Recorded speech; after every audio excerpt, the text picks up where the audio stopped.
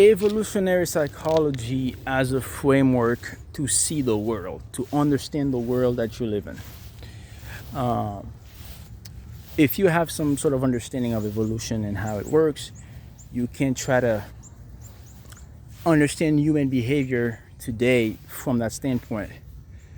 Now, where it actually gets more difficult for us to understand is that, okay, you look at evolution and you try to explain why, people are violent, why there's competition for resources, why there's war, why countries, what's going on right now in Russia and all that stuff. You understand that from an evolutionary standpoint.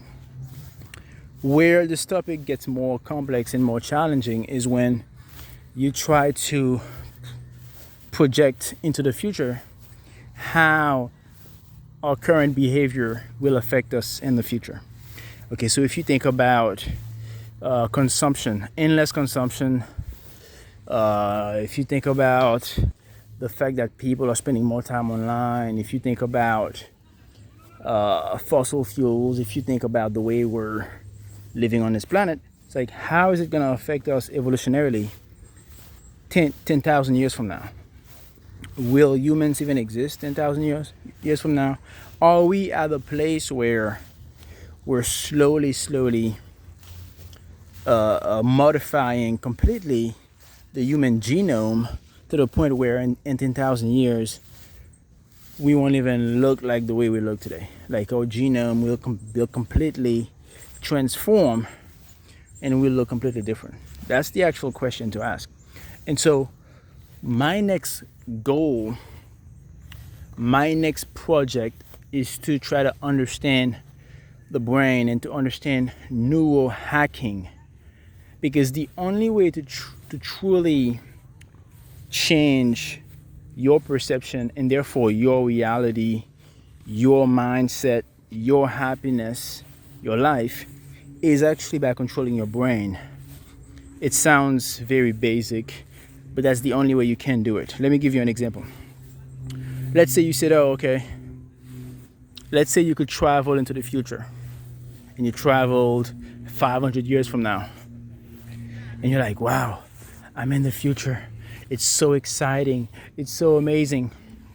The world looks completely different and it looks exactly as you expected the future would look like. It looks much more advanced technologically. Everything goes so much faster. People are happy, whatever. Right? That's your expectation of the future, and that's what you find when you get there. The problem is you would get used to that very quickly. You would get used to it pretty quickly, and then next thing you know, within a couple of years, you're like, is this it? That's all there is? That's all there is in the year 2500? Or now you want to travel some more into the future. You want to go to the year 3000. And it's going to catch up to you eventually. It's going to keep catching up to you. Every time you travel more into the future, you find some new stuff, you enjoy it, and then you're like, okay, I need more. That's not enough to satisfy me. And so on and so forth. Okay? The problem is your brain gets used to things very quickly. That's how our brain was designed. So the solution is, you don't need to travel into the future, although it would be very fun. That was just an example that I was giving you. We don't have that technology yet.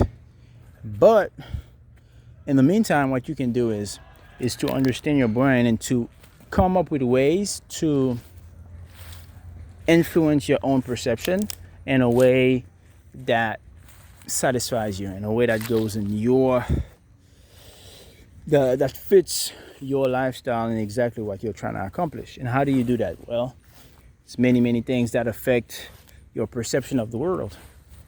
Your location, your fitness, your stress levels, the entertainment that you consume, and all that stuff. So if you control all those things, but you got to take it a step further, you got to control, obviously, the information that you consume, everything in your surroundings. That's the basic stuff.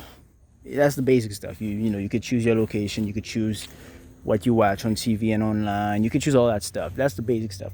The more advanced stuff would be to start doing very advanced forms of meditation.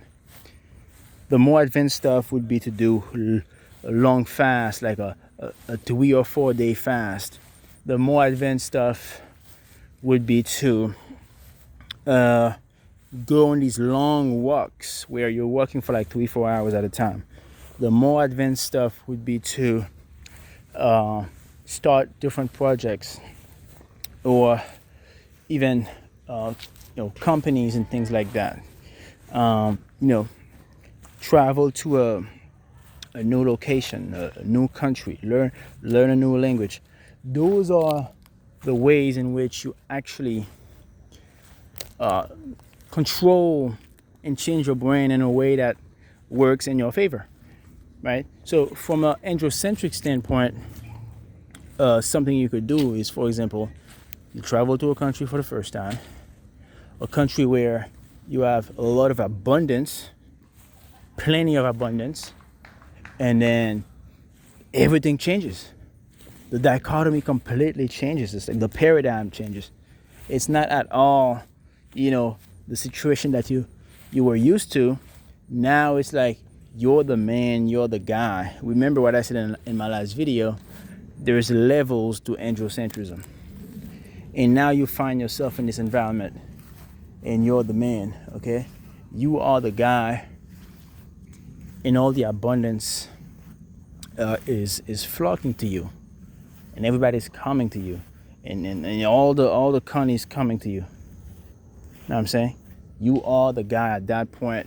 That would be one experiment that you can conduct from an androcentric standpoint, right?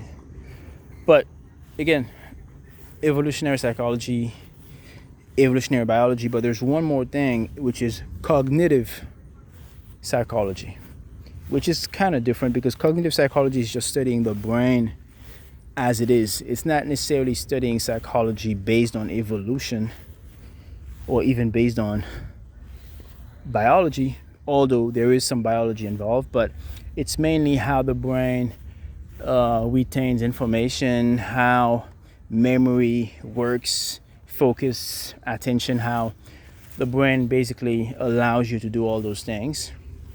And of course, I'm pretty sure it looks at the chemicals in the brain and all that stuff. So it's not exactly neuroscience. There is a slight difference, but that's what cognitive psychology is. And if you want to understand all those things, then you should look into it.